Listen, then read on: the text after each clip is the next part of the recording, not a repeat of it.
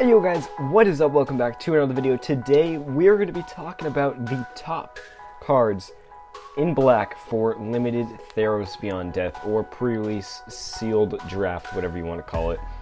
But these are going to be the top black cards for you in this format. Now, before we hop into this, I do want to say that there are no rares or mythics in these lists because the odds of you getting the mythic or rare you need are very, very slim. So I kept it to uncommons and commons so that you have a better odds of getting these cards. So you know if you do see them, you probably want to throw them in your deck.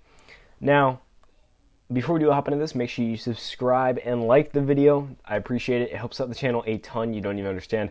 But if you want to support the channel even more, you can check out our merch and Patreon. Patreon is the best way to support the channel directly, and merch is the best way to do it if you want something back for yourself.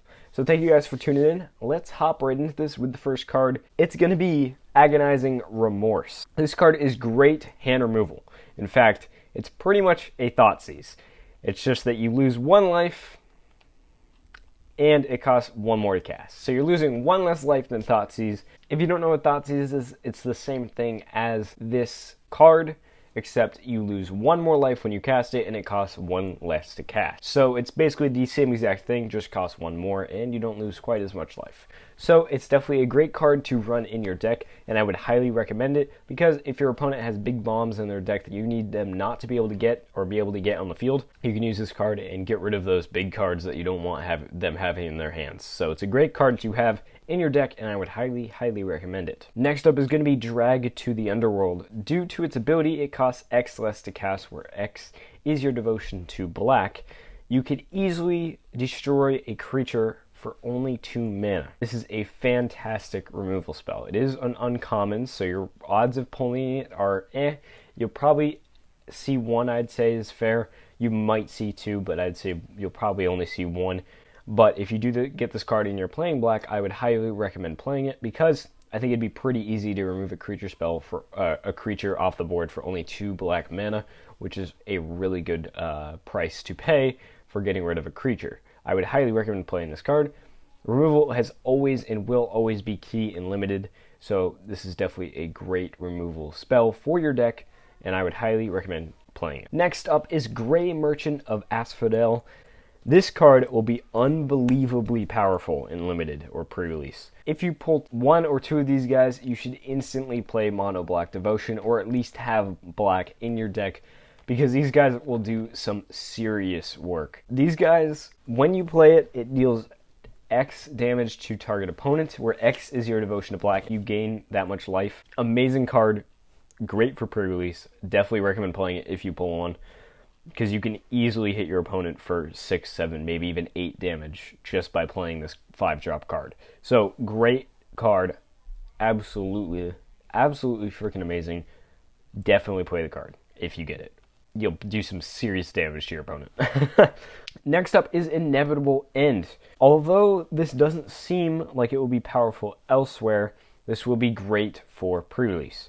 Removal is always a great thing, like I mentioned before, to have, and although it isn't instantaneous removal, for 3, it's not too bad at all.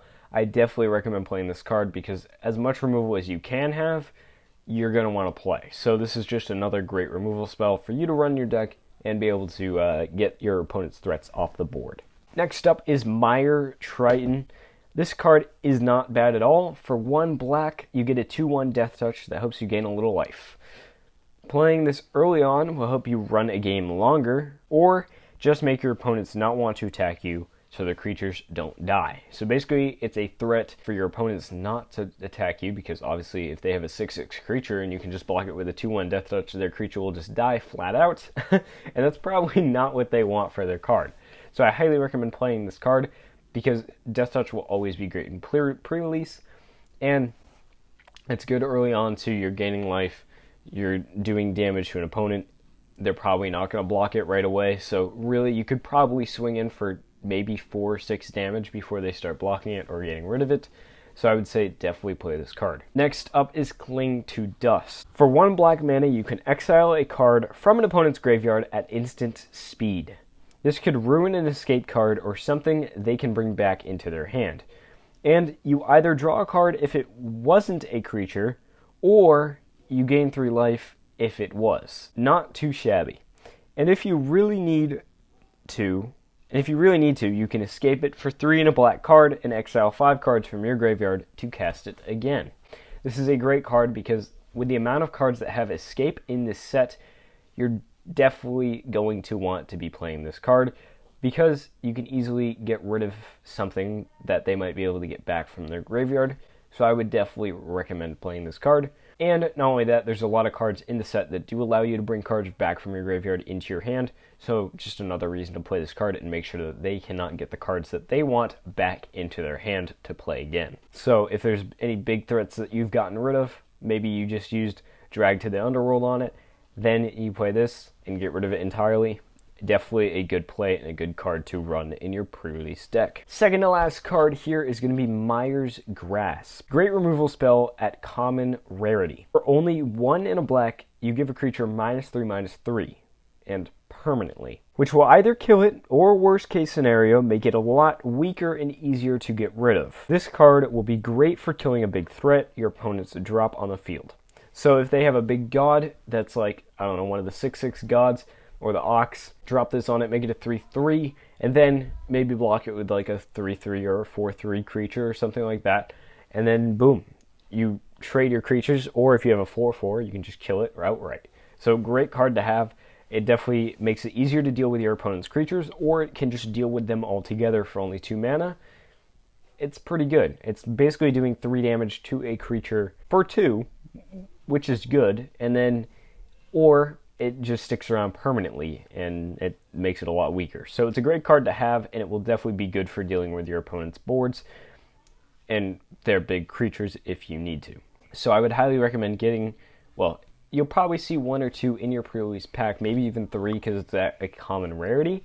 So if you're going to play black, I would highly, highly recommend running this card in your deck. And not only that, but it counts to your devotion. So since it's an enchantment aura, and you technically control it even if your opponent, if it's on your opponent's side of the field because you enchanted their creature, it still counts to your devotion. So make sure you use this card, because for something like Grey Merchant of Asphodel, if you have this card out and it's weakening an opponent's creature, then it still counts to your devotion. So it's still a great card to have, and it will count to your black devotion, which is very, very helpful in this set. And finally, we have Final Death.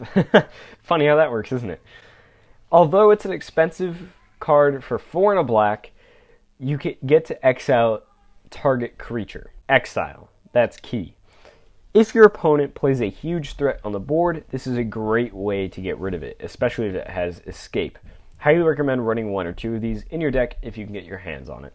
Now, this card is going to be fantastic because exiling cards is going to be key in this set, since, like I said earlier, a lot of things have escape, or you can bring stuff back from the graveyard. So being able to just exile it outright, you don't have to worry about it again for 5 mana. That's a great deal. Highly recommend playing this card, because 5 mana to exile a card, especially if it's a huge creature that you really cannot find another way to deal with, I would definitely play this card.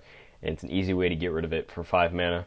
Although it might slow you down a little bit, 5 mana to exile a creature isn't bad. If it were destroy target creature, then it's pretty bad. But for exiling, that's pretty good. And that's going to wrap up our list for the top black cards for Limited in Theros Beyond Death. Make sure you like the video and subscribe, like I said earlier.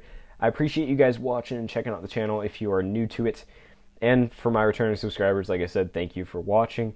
I will see you guys all in the next video. Stay tuned for more of these top, whatever color,